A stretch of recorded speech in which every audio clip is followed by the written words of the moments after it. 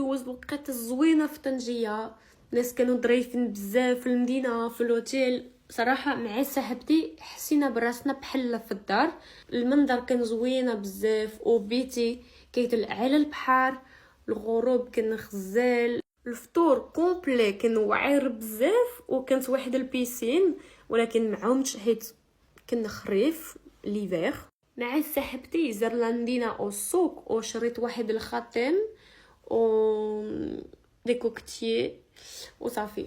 ماشي العطريه حيت عندي بزاف في الدار. وشمال ديال المغرب والجنوب ديال الاسبانيه قرب بزاف. ايوا تما الناس كيهضروا بالاسبانيه وحتى انا ايوا تري براتيك بالنسبه ليا. صراحه انا كيعجبني البلايص العمره اللي فيها صدا، كيف البلايص كان باش نرتاح وبلا مشاكل. على حسب شنو كيعجبكم ديروا، ولكن هذا المره كنبغيت الهدوء. داكشي علاش اختاريت طنجيه.